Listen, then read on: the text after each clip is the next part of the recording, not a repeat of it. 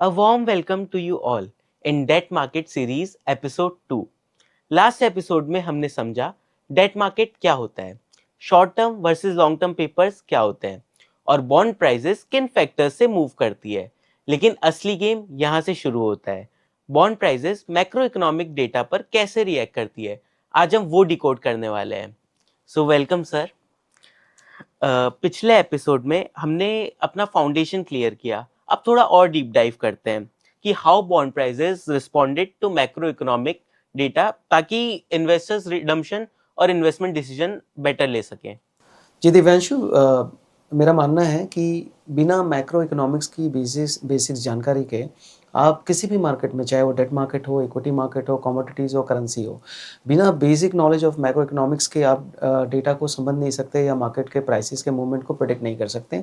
तो हमारे लिए बहुत ज़रूरी है कि हम मैक्रो इकोनॉमिक्स को थोड़ा समझें, उन डेटा पॉइंट्स को समझें, उसे रिलेट करें अपने मार्केट से कि उसका मूवमेंट उस प्राइसेस, उस पर्टिकुलर कमोडिटी के प्राइसेस पे क्या पड़ेगा। डेफिनेटली और इस सर। बार हम उससे शुरू करेंगे रिजर्व बैंक ऑफ इंडिया और उसके रोल से, क्योंकि उसका बड़ा prominent role fix income market में है। Sure sir. तो आरबीआई का इंपॉर्टेंस क्या है यहाँ पे डेट मार्केट में?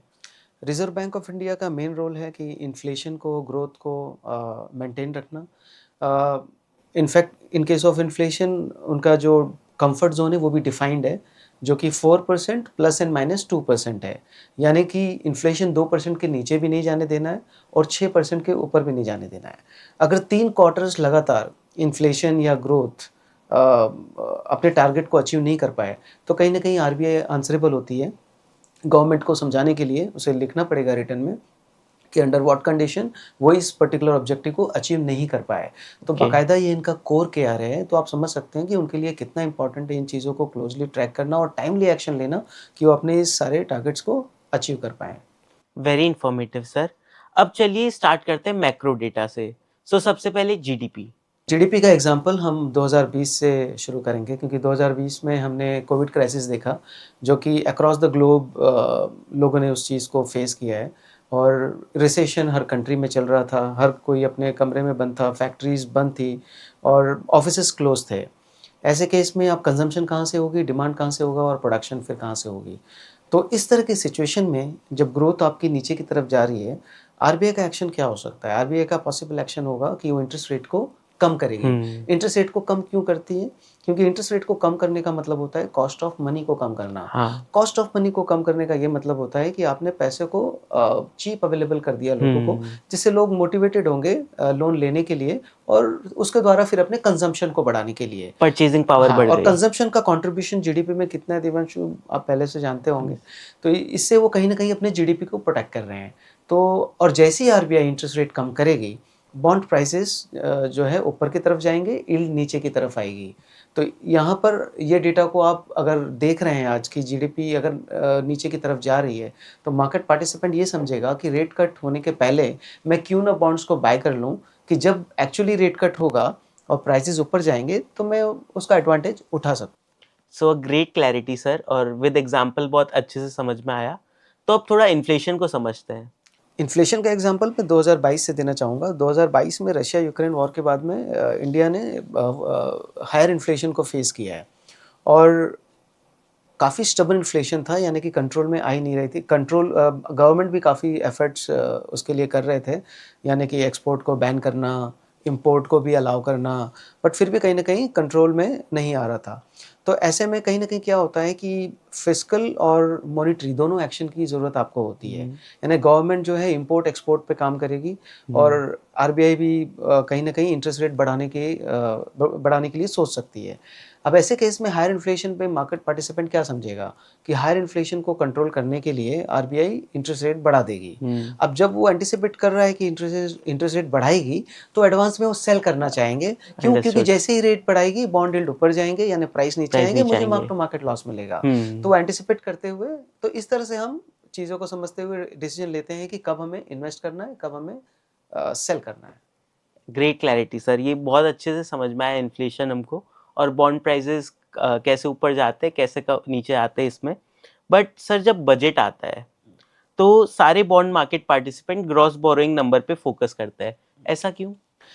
हायर गवर्नमेंट बोरोइंग का मतलब होता है हायर गवर्नमेंट बॉन्ड सप्लाई। यानी गवर्नमेंट जब बोरो करती है, कहाँ से करती है? मार्केट से बोरो करती है।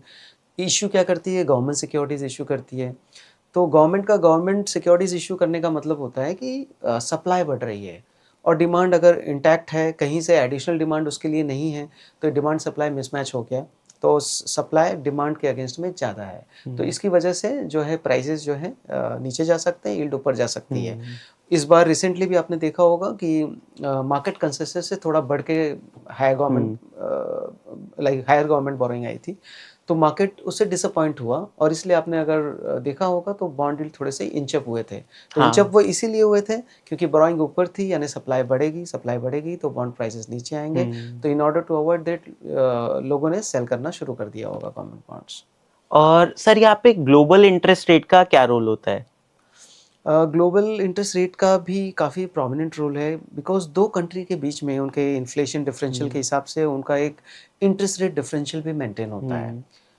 अगर वो डिफरेंशियल एक थ्रेशोल्ड लेवल के नीचे अगर आ गया तो कहीं ना कहीं आप फॉरेन कैपिटल आउटफ्लो का रिस्क रहता है।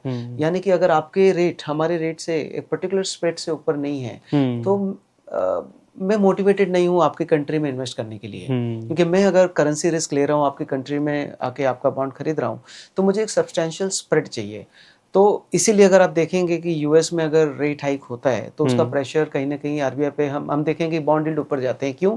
क्योंकि मार्केट एंटिसिपेट करती है कि इससे स्प्रेड नीचे हो जाएगा और आरबीआई चाहेगी नहीं कि ये स्प्रेड इतना नीचे आए, और इसके लिए वो भी हो सकता है कि रेट बढ़ा सके, और इसकी वजह से वो एंटिसिपेट करते हुए हाँ, जनरली हम सुनते हैं कि आज फेड ने रेट कट किया है तो आरबीआई भी रेट कट करेगा, जनरली हम एक्सपेक्ट करते हैं। एग्जैक्टली क्योंकि जब वो रेट कट करते हैं तो आपके पास स्पेस आ जाता है कि आप भी रेट कट कर सकते हो, क्योंकि स्प्रेड मेंटेन रहेगा बट आपको स्पेस मिल गया रेट कट करने का और ग्रोथ को सपोर्ट करने का। अब उसी के उलट अगर हम समझे कि वो बढ़ा रहे हैं तो आपने देखा होगा बॉन्ड यील्ड भी ऊपर जाते हैं। एग्जैक्टली क्योंकि वो स्प्रेड को मेंटेन करना है और ये आपके करेंसी को भी सपोर्ट करती है, और वो भी आरबीआई का definitely one of the main objective है कि करेंसी वॉलेटाइल ना हो और स्टेबल हो।